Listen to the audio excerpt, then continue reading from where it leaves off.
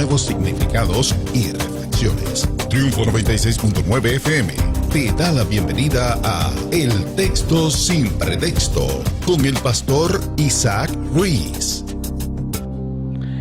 Que la gracia y la bendición del Señor sea contigo en este maravilloso día.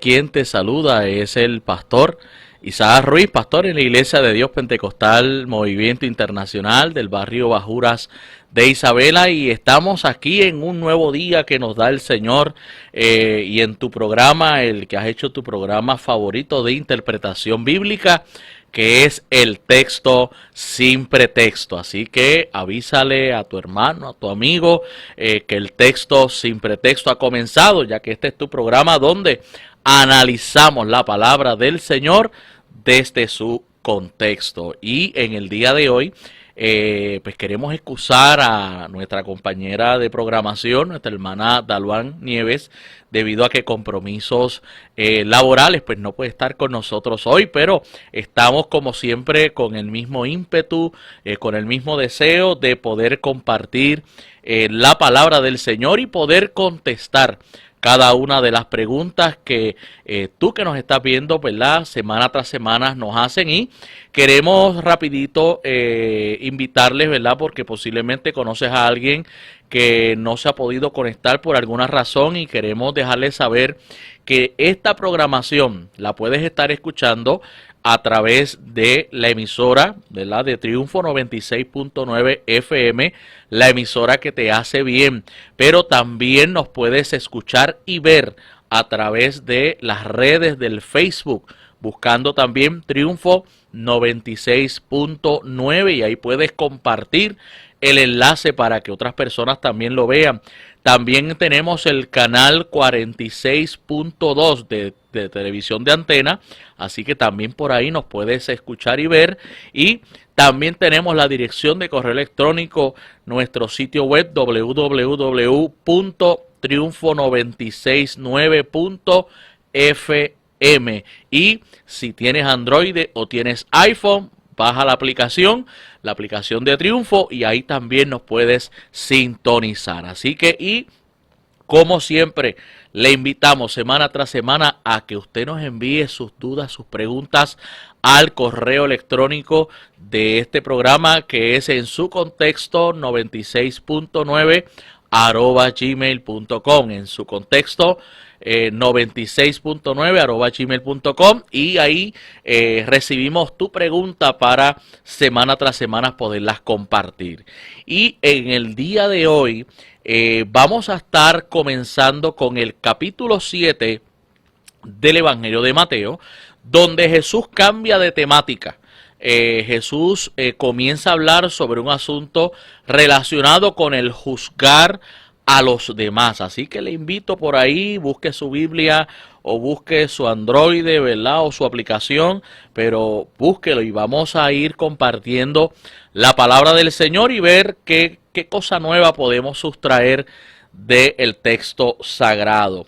Y quisiera dar lectura a los primeros 2 versículos de este capítulo 7, donde Jesús dijo: no juzguéis para que no seáis juzgados, porque con el juicio con que juzgáis seréis juzgados, y con la medida con que medís os será medido. Fíjese que el término aquí más importante es el término juzgar. Ese término proviene del griego krino, ¿verdad?, la palabra krino. Y esta palabra es bastante amplia, pues puede implicar analizar, evaluar, como también puede significar condenar o vengar. Ok, esta palabra se usa en otros pasajes, como por ejemplo cuando dice que el espiritual lo juzga todo. Ok, mucha gente ha usado ese texto para decir que como son espirituales, pues ellos pueden juzgar, pero piensan que lo están diciendo en el aspecto de condenar. No, en ese contexto en particular se refiere a evaluar, ¿verdad? El espiritual todo lo evalúa, todo lo analiza, pero en el contexto que Jesús utiliza cuando dice no juzguéis, no se refiere al evaluar constructivamente, sino al condenar, ¿verdad? Al señalar de manera despectiva a una persona.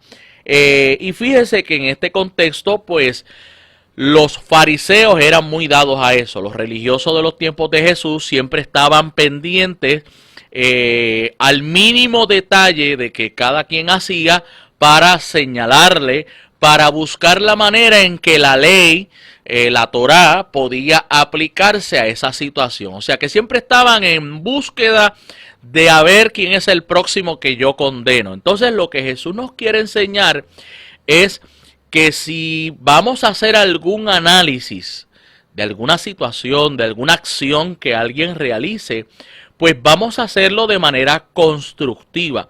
O sea, los creyentes en Cristo no debemos de estar alzando la bandera de la condenación, más bien la de esa crítica constructiva para que esa persona pueda mejorar, no simplemente para levantar ese dedo acusador o ese dedo que señala. Entonces, ¿qué hace Jesús para poder explicar lo que él quiere transmitir? Pues si vamos a los próximos versículos, vamos a ver el lenguaje que utiliza Jesús. Los versículos 3 al 5 dice: ¿y por qué miras la paja que está en el ojo de tu hermano y no echas de ver la viga que está en tu propio ojo? ¿O cómo dirás a tu hermano: déjame sacar la paja de tu ojo y he aquí la viga en el ojo tuyo? Hipócrita, saca primero la viga de tu propio ojo y entonces verás bien para sacar la paja del ojo de tu hermano. Ok, esos tres versos, Jesús utiliza lo que llamamos una hipérbole, una exageración. Y obviamente la intención es que fuera bastante gráfica para los oyentes cuando Jesús está dando este discurso, y obviamente para nosotros también es gráfica, porque Jesús cuando habla de la paja está hablando de un particulado en el ojo, versus cuando menciona el término viga, se refiere, y podemos aquí en Puerto Rico tener una idea, con una estaca. Usted sabe lo que es una estaca, es un pedazo de madera, un 2x4 como decimos por ahí. Pues Jesús literalmente utiliza esa comparación, así que usted por un momento hágase la idea de que usted está tratando de sacar un pequeño particulado del ojo de su hermano, de su prójimo, pero usted no tiene un particulado en su ojo. En su ojo usted tiene literalmente una estaca. O sea, sería que imposible ver el mal ajeno cuando usted no puede lidiar con su situación personal. Así que esta imagen que usa Jesús, que muchos eruditos la han considerado cómica, en cierta medida hasta un poco grotesca tal vez, pero cumple su función de lo que Jesús quería demostrar. Jesús quería demostrar que a veces en la religiosidad hueca, vana y vacía, se tiende a estar buscando culpables, se tiende a estar buscando las culpas ajenas, el sucio debajo de la alfombra ajena,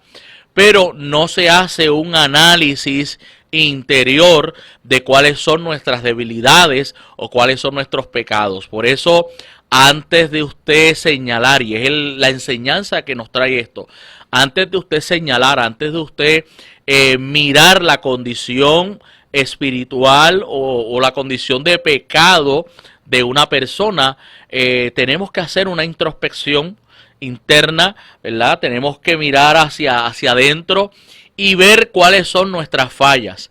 En esa misma línea Jesús le llegó a decir a los religiosos de aquel tiempo que ellos se caracterizaban por cernir el mosquito, pero tragarse el camello, que es otra hipérbole, ¿verdad? Es otra exageración que usa Jesús, porque imagínense, un camello es sumamente, ¿verdad?, grande, enorme, pero los fariseos se especializaban en cernir un mosquito, que es sumamente pequeño, pero lo más grande se lo tragaban como el camello. Y así muchas veces sucede en la vida de muchos creyentes que están viendo esas fallas ajenas, que están viendo esos detalles ajenos, pero no han mirado las fallas o los pecados propios, que para Dios pecado es pecado, pero podemos estar señalando algo como tal vez algo externo, como algo en la vestimenta, etcétera, pero no hemos mirado que tal vez en nuestro corazón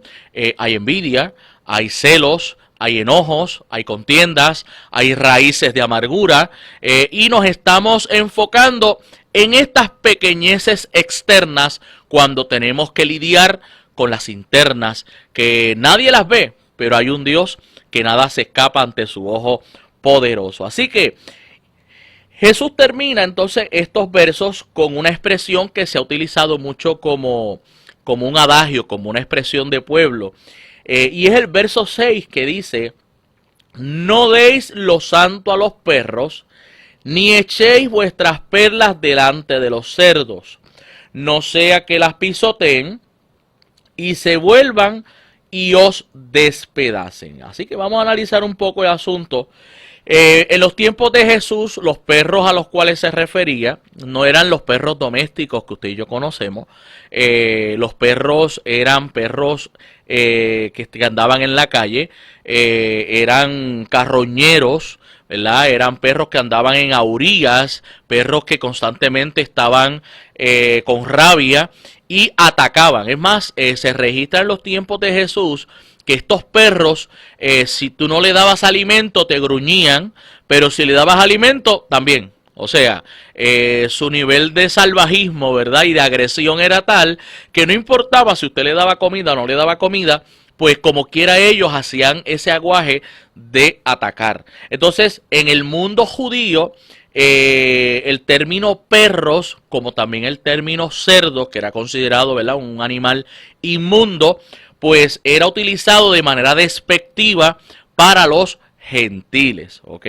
Ahora, Jesús cambia el enfoque y no le está aplicando al mundo gentil, sino más bien a esta persona. Vamos a decir que en vez de usted juzgar, usted quiere ayudar a esta persona, usted quiere por ejemplo, evaluar, ayudar como crítica constructiva a esta persona, pero esta persona no desea recibir esa crítica constructiva o ese buen consejo, pues en ese contexto es que Jesús lo aplica. En un contexto más amplio podemos aplicarlo a lo que es el evangelismo, ¿verdad? Y esto no está diciendo que no podemos hablarle a todo el mundo, sí, pero en consonancia a lo que es el mismo evangelio de Jesús, si se predica el evangelio y este es rechazado, ¿qué dice Jesús? Pues mira, sacúdete el polvo de tus sandalias y sigue caminando, sigue buscando a quién hablarle de Cristo. Y es en ese sentido donde el texto dice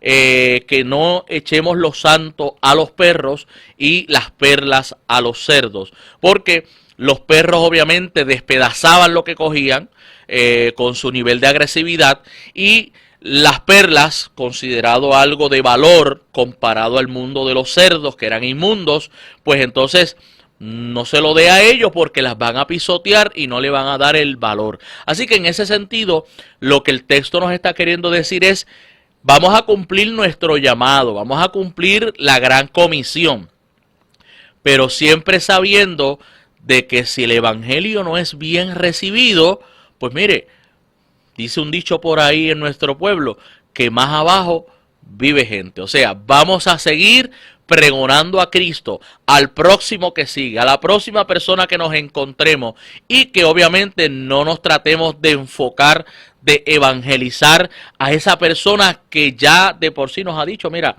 no me interesa saber de Dios. Así que en ese sentido tenemos que saber cómo sacarle el máximo provecho a nuestro esfuerzo evangelizador. A veces podemos caer en el asunto de que queremos que esa persona acepte a Cristo y queremos que la persona entienda, y a veces creamos una molestia a la persona, al individuo, y a la vez le estamos haciendo un flaco servicio al evangelio. Quien no te acepte el mensaje, pues usted siga orando por él, siga intercediendo por esa persona, pero hay gente que está esperando que alguien venga con una palabra de esperanza. Así que esta es la porción escritural que hemos analizado en el día de hoy.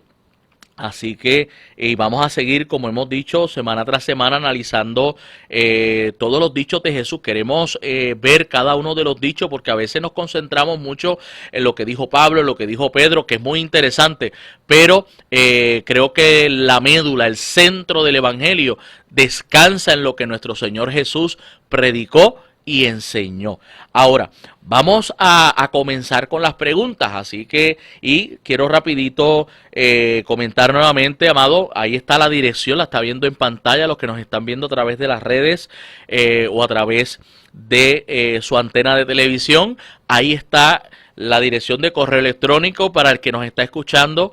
Envíanos tu pregunta a la dirección en su contexto 96.9 @gmail.com y ahí vamos a recibir tu pregunta.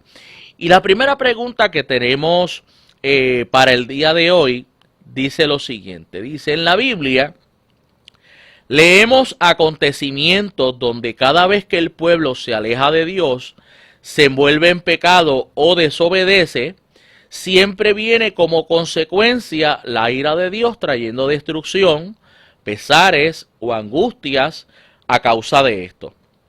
Por ejemplo, la historia de Noé y el arca, Moisés y el pueblo de Israel, o Jonás cuando desobedece el mandato de ir a Nínive, ¿verdad? Y la pregunta que nos hace, ¿verdad?, habiendo explicado este contexto, es: ¿significa esto que Dios castiga? La persona que nos hace esa pregunta nos dice: siempre he escuchado que Dios no castiga, pero estos eventos nos demuestran lo contrario.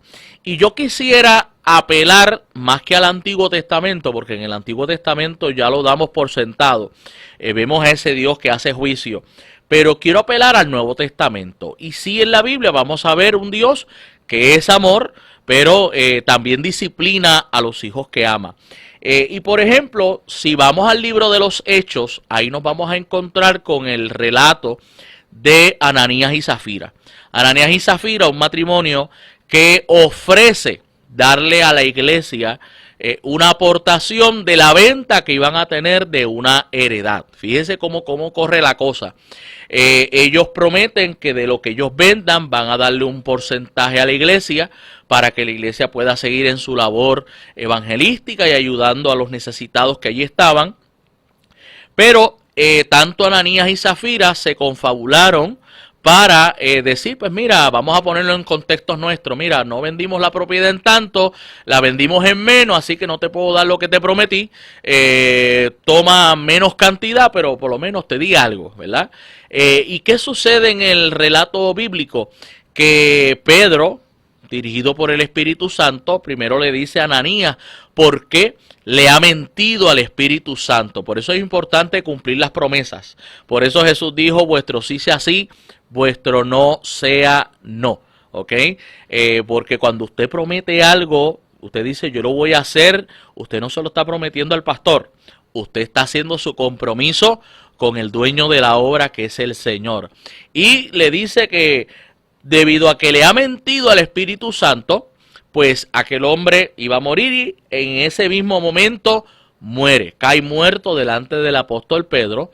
Se lo llevan los hombres a sepultarlo. Luego llega su esposa, Zafira, y Pedro pues le da la oportunidad a ver si Zafira por lo menos toma en consideración. No sabe que su esposo ha muerto, pero Zafira se va en la misma línea de su esposo y también miente. Y el apóstol Pedro le dice: mira, los hombres que se han llevado a tu marido para enterrarlo, pues por ahí vienen y también a ti te van a enterrar. Y en aquel momento también Zafira cae muerta al suelo. Así que eso es un evento del Nuevo Testamento donde vemos el Espíritu Santo actuando en una función judicial.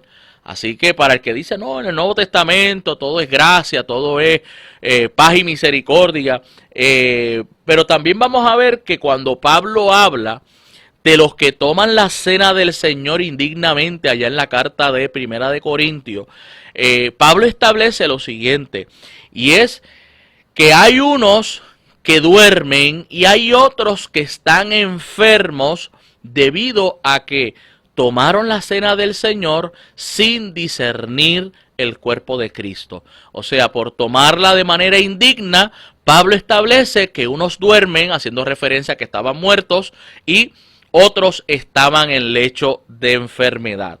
Pero si vamos a Apocalipsis, vamos a ver dentro de las 7 iglesias, hay 2 iglesias que me llaman la atención, porque Dios se le expresa debido al pecado que hay en ellas de manera judicial. Tenemos la iglesia de Pérgamo, donde Dios se le presenta como el que de su boca sale una espada aguda de 2 filos.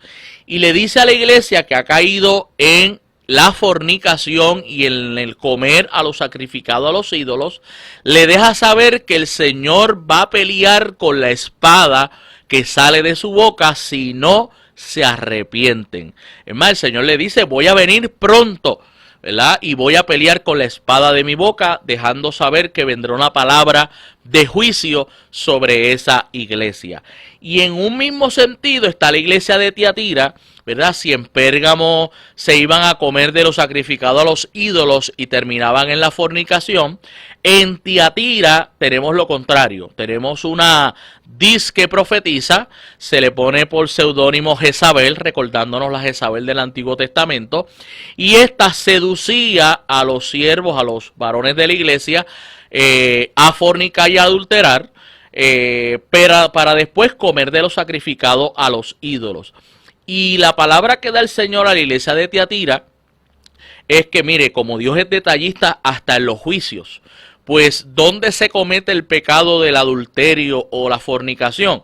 Pues se comete en la cama, ¿verdad? Y en el griego hay 3 términos distintos para cama. Está la cama de dormir, está la cama o el lecho del adulterio y está la cama del enfermo. Entonces, pues como esta Jezabel se ha envuelto con varios hermanos de la iglesia en este pecado, pues el Señor le dice que si no se arrepiente, porque le ha dado tiempo para que se arrepienta, el Señor la va a arrojar a ella y a los que con ella han cometido pecado en cama, ¿verdad? En la cama de enfermedad. Así que vemos que sí, en el Nuevo Testamento vemos las acciones judiciales de parte de Dios. Dios es amor, pero como dice el texto, también es fuego consumidor y padre que ama a sus hijos, disciplina. Así que es importante, ¿verdad?, que entendamos este asunto. Ahora, la segunda pregunta tiene que ver con la primera carta del apóstol Pedro, capítulo 1, versículo 2. En ese verso, voy a leerlo rapidito, dice, elegidos según la presciencia de Dios Padre en santificación del Espíritu, para obedecer y ser rociados con la sangre de Jesucristo. Gracia y paz os sean multiplicadas. La pregunta que nos hace es la siguiente. Si fuimos escogidos por Dios antes de la fundación del mundo, ¿por qué presciencia significa conocimiento anticipado? Nos pregunta entonces si existe el libre albedrío. Y si existe, ¿por qué Jonás Dios no le permitió ir a Tarsis? Ok, vamos a verlo por parte.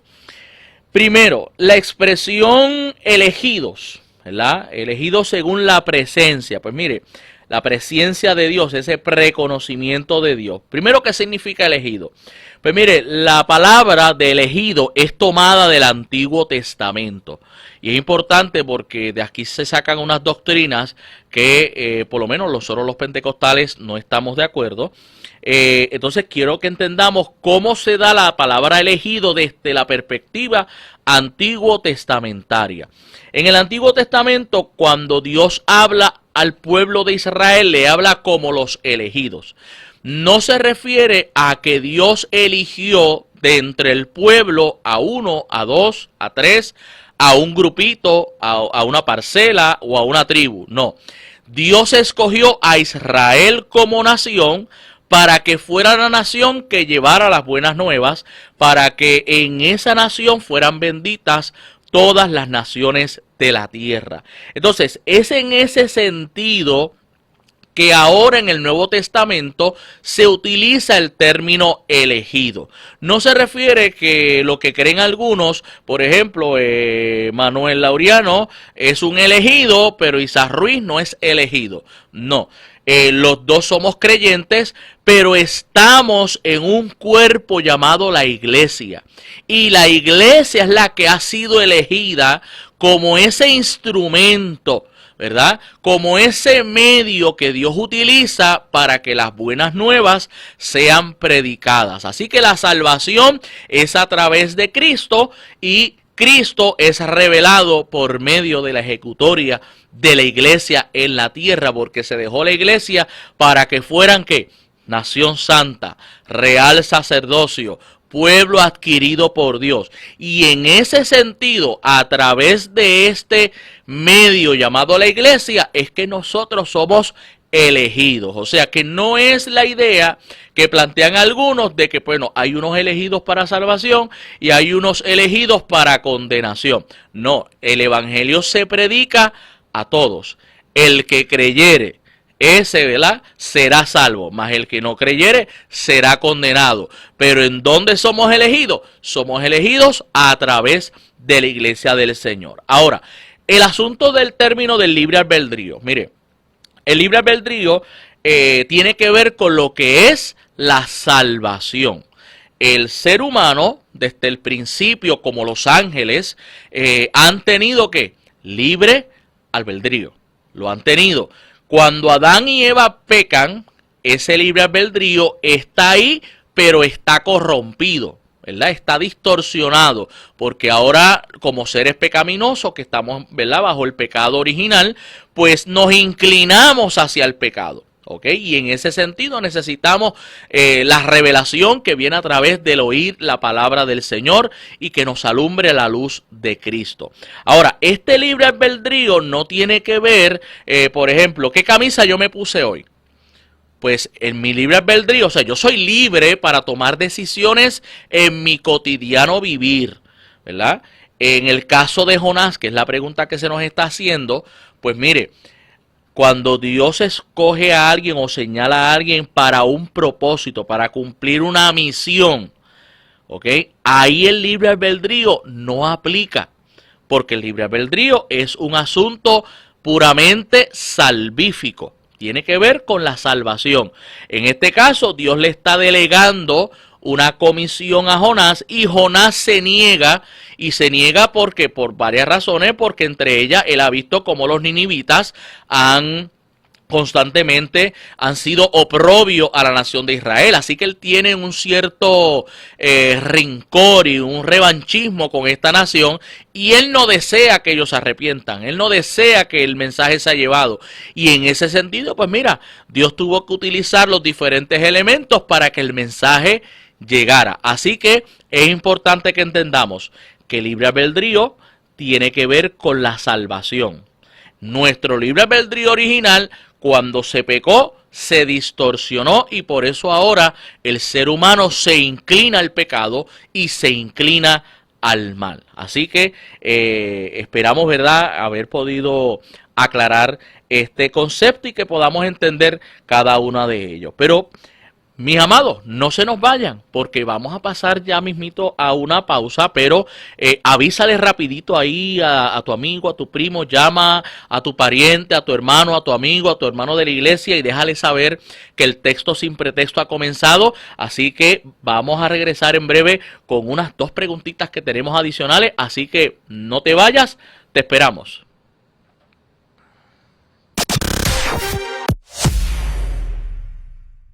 Con buenas maquinarias y herramientas en mano, se construye un buen edificio. Con buena actitud, responsabilidad y deseos de superación, se llega lejos. Nuestra emisora es de trayectoria. Cubrimos la isla de lado a lado, con presencia en televisión y plataformas digitales. Lo que se anuncia, se vende. Para ti que te gustan las ventas y el mercadeo, la invitación está abierta para que te unas a la interesante e importante industria de la radio y seas parte de nosotros. En nuestro departamento de ventas y mercadeo hay un nombre y es el tuyo. Aprovecha esta oportunidad de ingreso. Envía tu resumen a www.triunfo969.fm o a programación96.9@gmail.com y también Llámanos de lunes a viernes entre 8 de la mañana a 4 de la tarde al 787-999-0360. 787-999-0360. Pon en práctica ese poder de convencimiento y únete a nosotros, la emisora que te hace bien.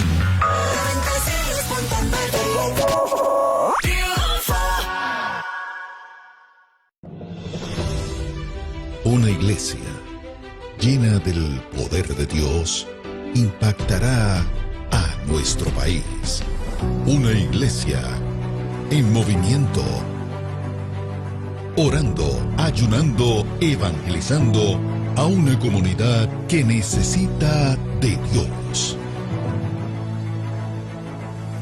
6 al 13 de octubre. Mi iglesia cerca de ti. Atención Atillo, el próximo 19 de octubre te esperamos en la pista del Complejo Deportivo Francisco Pancho Deida desde las 6 de la tarde en Despertando a Puerto Rico, una noche de clamor y adoración, unidos por la familia y nuestro país. En la música, Cantores Redimidos, Sammy Samuel, Ministerio Mejees y en el mensaje, el pastor Jorge Lucas Escribano. Despertando a Puerto Rico, información 787-566-3506. Epicentro Kids Festival. Más de 40 ministerios infantiles unidos exaltando el nombre del Señor. Mini granja, cuentacuentos, concursos, parque de juegos, competencias, música, prédicas y muchas sorpresas más. Sábado 19 de octubre, 10 de la mañana, en el Gran Parque Agroturístico y Ecológico Dorado. Informes vía texto al 787-685-3023. Epicentro Kids Festival. Un tiempo para toda la familia. La entrada es gratis. Es la música que trasciende épocas. Extenderá su mano y me levantará. Y muchas de ellas nacieron en esta estación. Estoy de pie porque tu mano me levantó. Música que te remonta a los años 80, 90 y a los inicios del nuevo siglo 2000.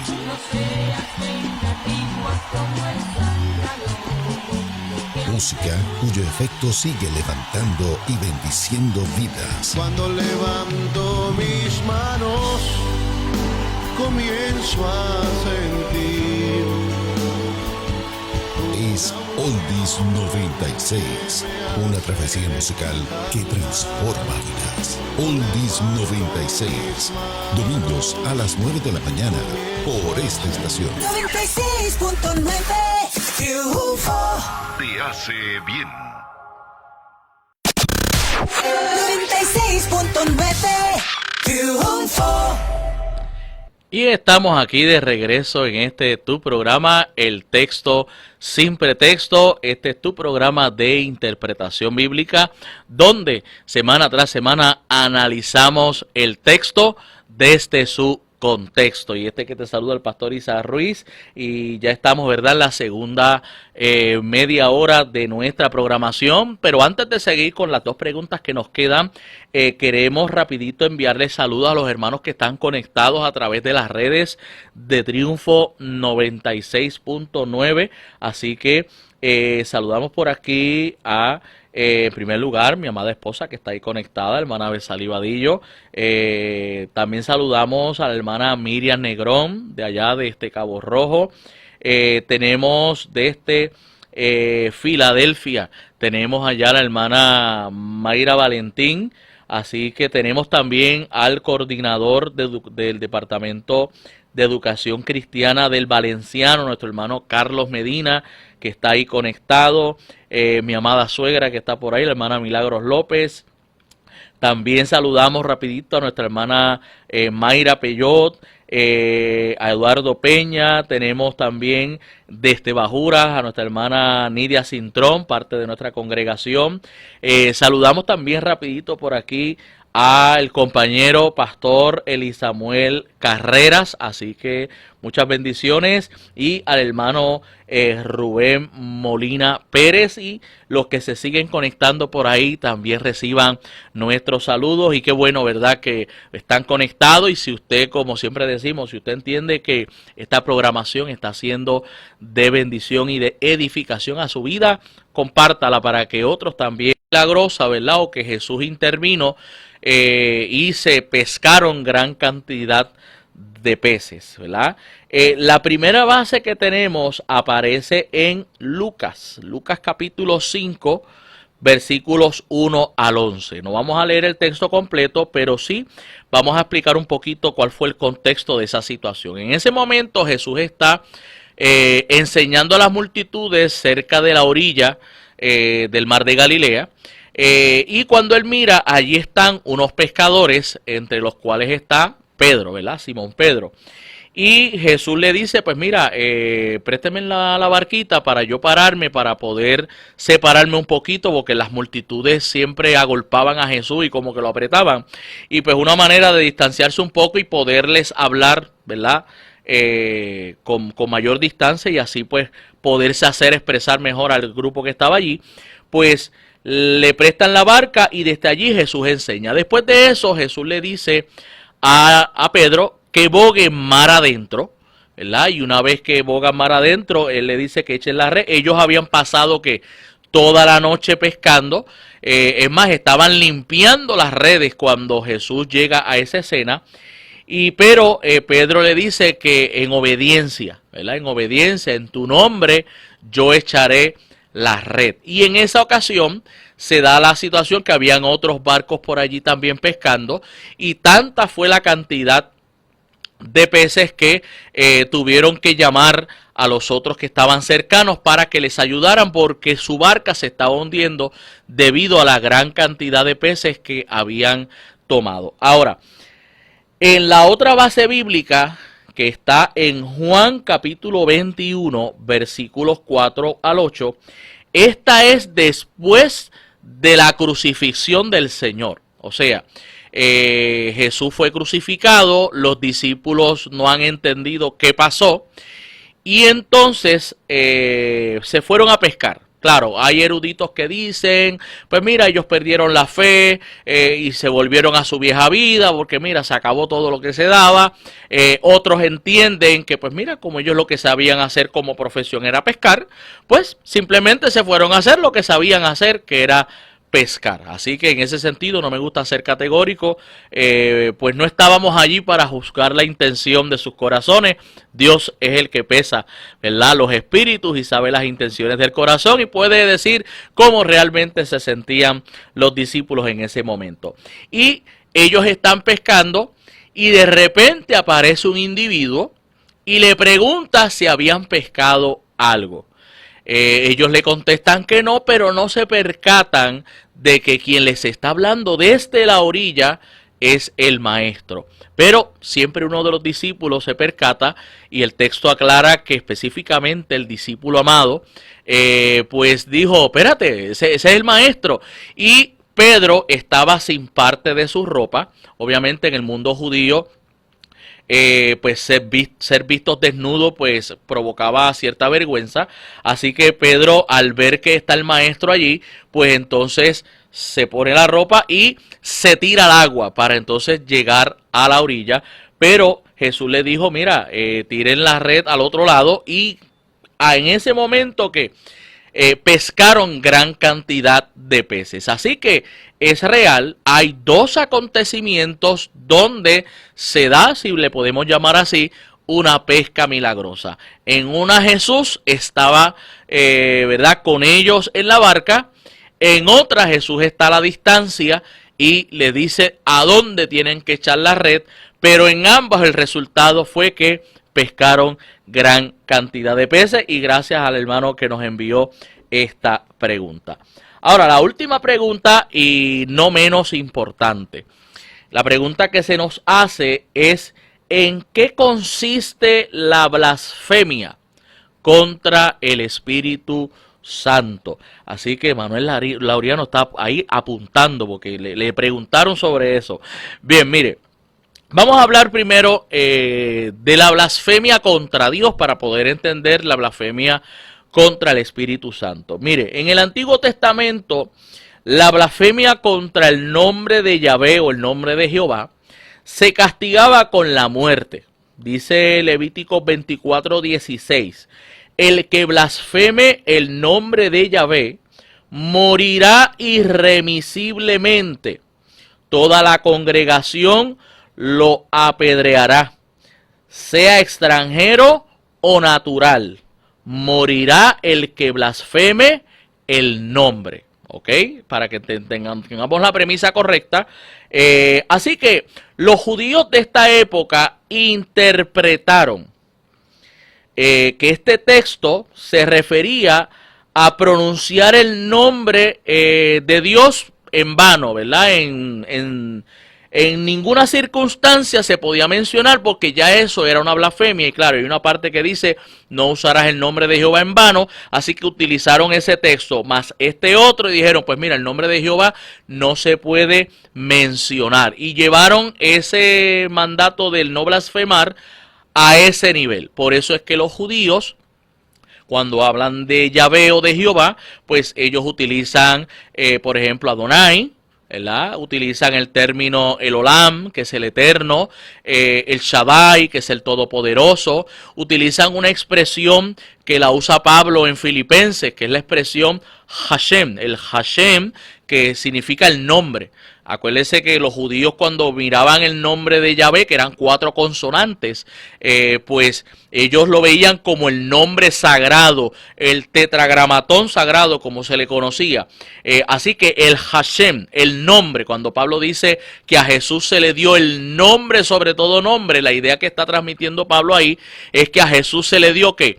El título de Yahvé, el nombre que es sobre todo nombre, que es el nombre de Jehová. Ahora, se consideraba blasfemia en el Antiguo Testamento cualquier palabra u acto ofensivo no solo a la majestad divina, sino también a la usurpación por parte del hombre de las prerrogativas divinas. Por eso es que en el caso de Jesús, los religiosos lo acusan de ¿qué?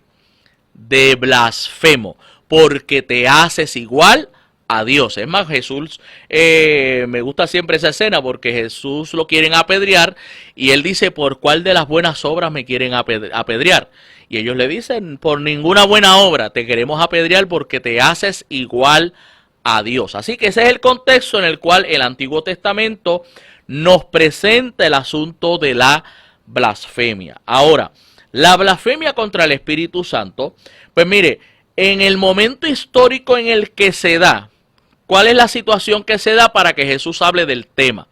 Pues a Jesús se le está atribuyendo que está sacando los demonios en nombre de Belcebú, príncipe de los demonios.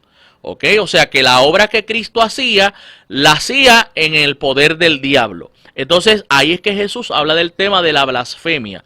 Entonces, para que entendamos qué es blasfemia, es atribuirle lo que se hace bajo el poder del Espíritu, atribuírselo como que se hace en la carne o como que se hace bajo el poder del enemigo. O viceversa, lo que se hace bajo la influencia satánica o bajo la influencia carnal humana, atribuírsela como que es de parte del Espíritu. Por eso yo siempre hago como pastor un llamado a que la iglesia debe tener siempre un discernimiento, ¿verdad? Y pedir ese discernimiento al Espíritu. Y cuando usted no esté claro en algo, mire, ore y que el Señor revele, ¿verdad? Y que el Señor muestre qué es lo que realmente proviene de Él. Ahora, hay una situación con esto, y es que los judíos del primer siglo pensaban que cuando tú blasfemabas, la única forma de tú librar esa culpa era con la muerte. O sea, cuando a ti se te mataba por causa de blasfemar, al morir tú pagabas ese pecado, la culpa de ese pecado, y podías alcanzar la salvación porque pagaste con la muerte. Ahora, ¿qué hace Jesús? Jesús toma y dice, mira, la blasfemia es un pecado tan grave que entonces Jesús le deja saber al mundo judío que no va a ser perdonado ni en este siglo ni en el venidero. O sea que Jesús le cambia el panorama a los religiosos. Los religiosos pensaban, bueno, tú blasfemaste, pues tienes que morir. Cuando tú mueras, pues Dios te va a librar de culpa, porque moriste por causa del pecado. Pero Jesús le deja saber que ni la muerte te puede eximir de la culpa de ese pecado. Surge la pregunta inmediata que me hacen muchas veces, pastor, ¿y cómo yo sé si he blasfemado? Bueno, en la teología por lo menos hay algo que se le llama endurecimiento judicial. ¿Qué es eso de endurecimiento judicial? Una persona que blasfema el nombre del Señor y blasfema el Espíritu Santo, pues automáticamente el Espíritu Santo se va de esa persona, si era creyente, y debe de darse ese endurecimiento, ¿verdad? Porque ya Dios no está en él, así que esa persona le debe dar lo mismo blasfemar que no blasfemar. O sea, si usted se siente preocupado por no querer blasfemar, pues usted no ha blasfemado. Amén. O sea, si usted siente esa preocupación de que no quiere ofender al Espíritu Santo, de que usted quiere agradar a Dios, pues usted no ha blasfemado. Ahora, si a usted en un momento dado le da lo mismo, y usted le da lo mismo haber blasfemado o no blasfemado, pues se ha dado sobre la vida de esa persona ese endurecimiento. ¿Por qué? Porque ya es un pecado imperdonable. ¿Ok? Así que esperamos, ¿verdad?, haber podido contestar esa pregunta, y por eso, amado, siempre oremos al Señor y pidamos ese discernimiento que se hace necesario. Usted nunca juzgue a priori. O sea, usted nunca, mire, como decimos por ahí en el campo, no se escocote, ¿verdad? No se tire de pecho, asumiendo unas cosas cuando usted no esté claro de algo. Lo primero que tenemos que hacer es ir a la presencia del Señor, ¿verdad? Y decirle, Señor, muestra lo que es tuyo, muestra lo que proviene de ti, y nunca juzgue, amado, por más espiritual que usted sienta que usted sea. No hay espiritualidad que nos haga, ¿verdad?, caer en una arrogancia tal que pensemos que, mira, yo me la sé toda. No. Mejor, como dice un dicho nuestro, ante la duda saluda, ¿verdad? Mejor es decir, Señor, no estoy claro, no sé qué está pasando, pero voy en ti en oración para que tú muestres lo que proviene de ti. Y para aquel que desee seguir buscando e indagando un poquito más, la última referencia que hicimos con relación al tema de la blasfemia, lo sacamos específicamente del gran diccionario enciclopédico de Alfonso Ropero, editorial CLIE. Así que, ¿verdad?, para aquellos que están por ahí poco a poco preparando sus bibliotecas personales, pues mire, el gran diccionario enciclopédico de editorial CLIE, su autor o uno de sus autores, Alfonso Ropero, es excelente recurso, así que se lo recomendamos para todos aquellos que están en el argor, ¿verdad?, del mundo académico y teológico. Así que, pero no queremos despedirnos, mis amados, sin nuevamente invitarles e instarles a que nos envíen sus preguntas, envíenos sus preguntas, así que dependemos de esas preguntas, porque mire, yo no quiero inventarme las preguntas, yo quiero que sean preguntas legítimas, yo quiero que sean preguntas, ¿verdad?, las dudas que están en nuestras congregaciones. Y quiero, antes de irme, enviar saludos allá a la iglesia de Levittown en el Boulevard, que estuvimos el domingo. Así que allá conocimos varios hermanos que pues no hice llegar bien, que dijeron, vemos el texto sin pretexto. Así que están conectados allá en la iglesia del pastor Edwin Alicea, los hermanos de allá de Levittown. Muchas bendiciones, un fuerte abrazo. Así que, y envíenos sus preguntas, ahí está la dirección de correo electrónico de En Su Contexto 96.9 @gmail.com. Así que, y estamos en el mes de octubre. ¿Qué celebramos los creyentes, los evangélicos? En el mes de octubre celebramos la Reforma Protestante, así que en uno de nuestros programas, le voy a adelantar, estaremos hablando de la Reforma. Así que vamos a hablar, uno de los programas, vamos a tomarlo específicamente para hablar el por qué se dio la Reforma, cuáles eran las situaciones que estaba pasando la iglesia en aquel momento histórico que hicieron necesarias las cosas que sucedieron en la Reforma Protestante. Así que hablaremos de eso, así que no se pierda, viernes tras viernes les esperamos. Así que para mí ha sido un honor, para mí ha sido un privilegio que me da el Señor una semana más, un viernes más, poder estar junto con ustedes en este maravilloso programa, y esperamos que la bendición del Todopoderoso sea con cada uno de ustedes, con su familia, hoy, mañana y siempre. Así que Dios te bendiga, Dios te guarde, y nos veremos la semana que viene en un episodio más de El Texto Sin Pretexto. Triunfo 96.9 FM presentó al pastor Isaac Ruiz en El Texto Sin Pretexto. No olvide que puede enviarnos su pregunta, duda o comentario a la siguiente dirección electrónica: en su contexto 96.9 @gmail.com. Regresamos la próxima semana en El Texto Sin Pretexto.